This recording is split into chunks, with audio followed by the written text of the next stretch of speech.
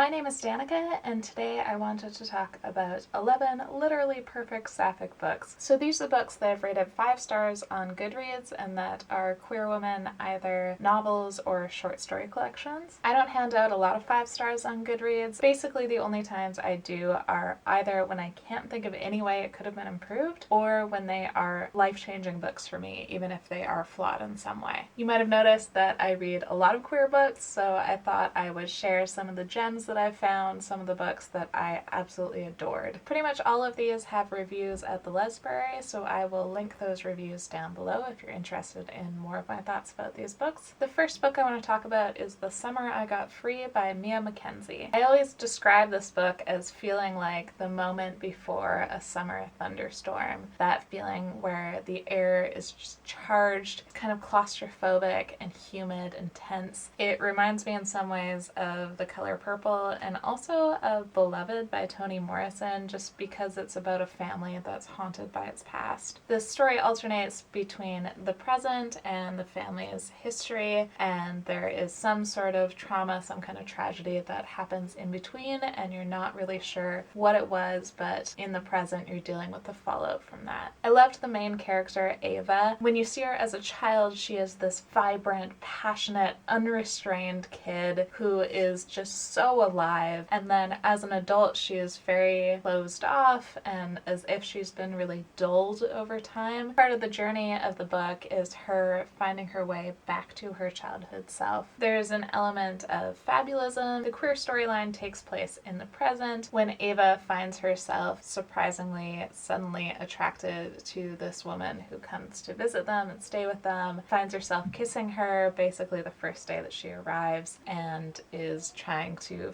figure out what that means when she is married to a guy. This also has a black main character and is written by a black author, so if you're looking for queer books by people of color, which are really not talked about as much, not advertised as much in the queer book community, definitely check this one out. I'm going to try to restrain myself from saying that I loved this, that I highly recommend this, because that's true of all of the books that I'm talking about in this video, because these are all some of my favorite books of all time. The second book I want to talk about is Hero Worship by Rebecca Matthews. This feels like a painfully personal book for me. This is about Valerie, who is a 20-something. She is writing letters to her ex-girlfriend about how she still hasn't gotten over her, even though she's not really sure if her ex-girlfriend ever really liked her that much. Valerie has this desperation for love and attention, which was uncomfortably relatable. I felt like I was just flinching sympathetically with every other page, but it felt so realistic to that aimless 20-something period of life. This felt like someone exposing a part of my personality that I would much rather keep hidden,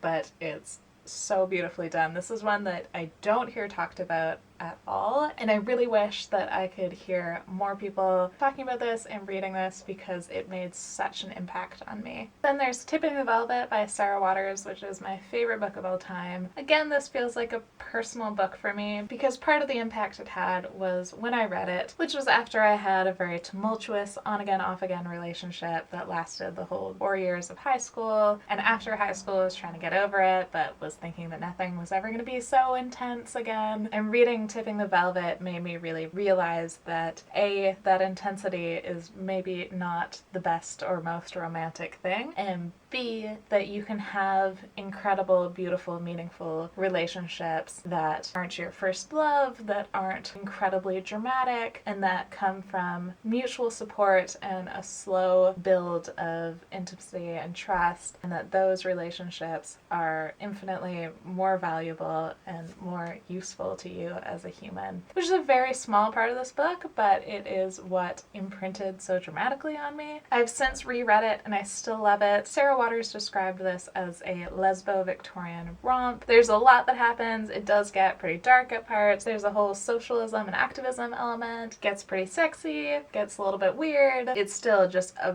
very enjoyable book to read, and it's one that means a lot to me. After that is another Sarah Waters book, which is Fingersmith. It's not surprising to me that 2 books by Sarah Waters made this list because she is my favorite author. And where I would say that Tipping the Velvet is my favorite book, I think of Fingersmith as the best book that I've read. It is so incredibly intricately plotted. If you haven't heard of it before, it is another lesbian historical fiction set in the Victorian times. It is about a fingersmith who is basically a thief who is part of this con. She is going to play the role of a lady's maid in order to convince her to marry a friend of hers, and they're going to split her inheritance. But after she goes to pretend to be this lady's maid, she falls in love with her, and I won't reveal anything else about it because all of the little twists and turns it takes are what makes it such an interesting read. It completely had me hooked. I also think it's really interesting to contrast with The Handmaiden, which was a movie adaptation that takes a lot of creative liberties with it, but especially what it does with the ending I find really interesting. I like them both a lot. This is maybe going off on a tangent, but I would highly recommend reading both the book and watching that movie adaptation of it. The BBC adaptation is fine, but it's a fairly literal adaptation of the book. I think it's worth getting both of those stories because it's like you get an alternate ending, which also makes sense, but it takes the story in a completely different direction. I think I'm going to write an article about it because I find it so fascinating, these 2 versions of events. But the book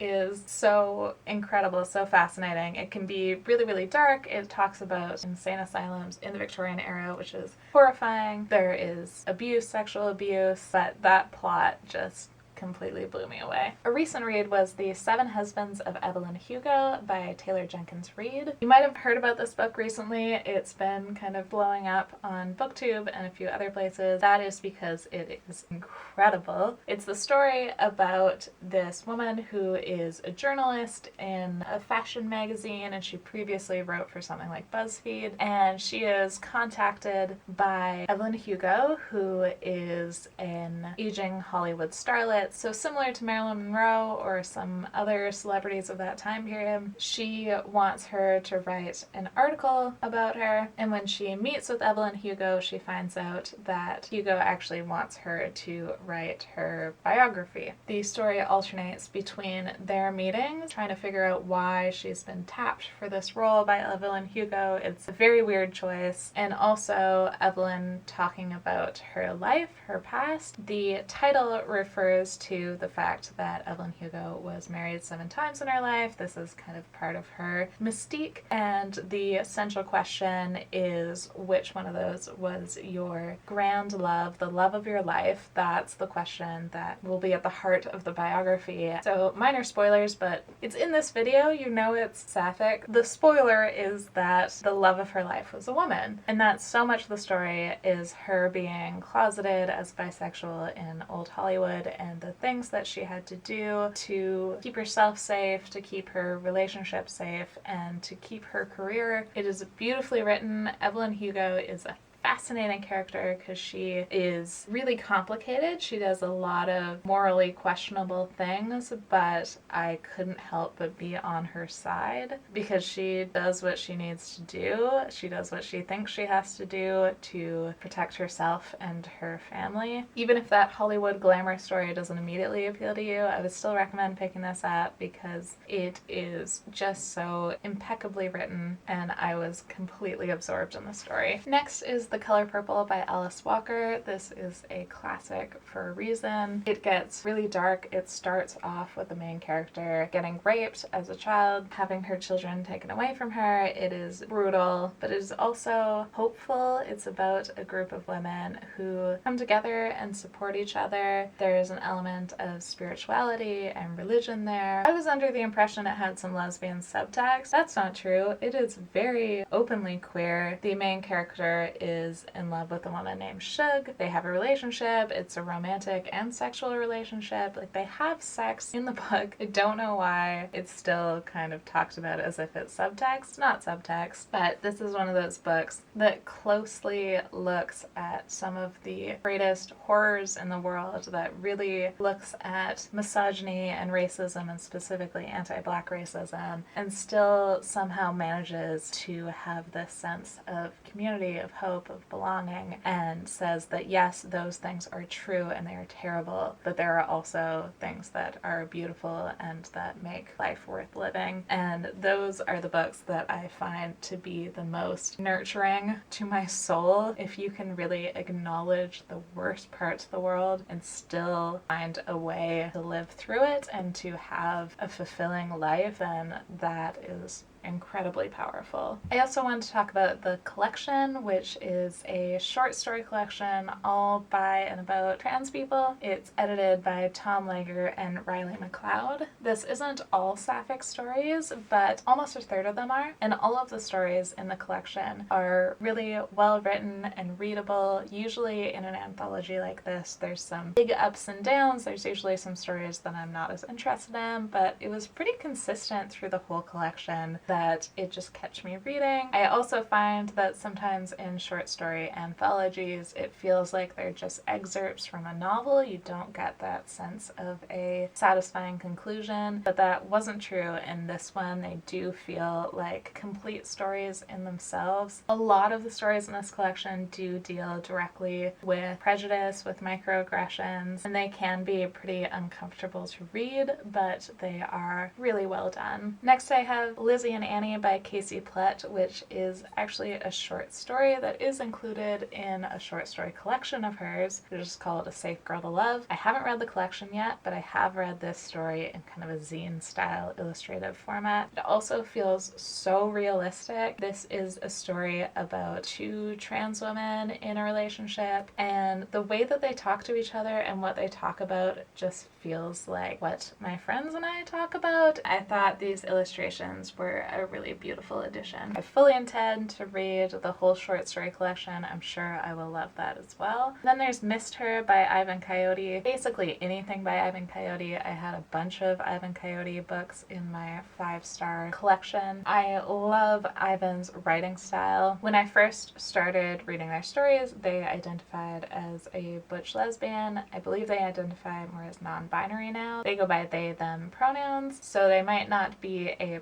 perfect fit for this video, but most of the books that they've put out, they were identifying as a butch lesbian at the time. Missed Her is my favorite of their short story collections, but honestly anything by them is amazing. I really love their storytelling style, which was kind of a kitchen table storyteller. It really feels like you're there with them and they are just spinning you a yarn. They have kind of a rural perspective to their stories, which is really nice to see, because most queer stories come from a big city's perspective and don't seem to acknowledge the possibility of having a happy queer life in a small town or in a rural environment. They tell the most beautiful, broken, enduring love stories, and honestly right now I just want to reread their books just talking about it. I'm cheating a little bit and including Falling in Love with Hominids by Nalo Hopkinson. This is a short story collection and only the novella has sapphic content, but the entire book is amazing. In the introduction, Nalo Hopkinson talks about having a fractured relationship with other human beings and trying to come back to this idea of falling in love with humanity as a whole, which I totally understand, especially right now. They have mostly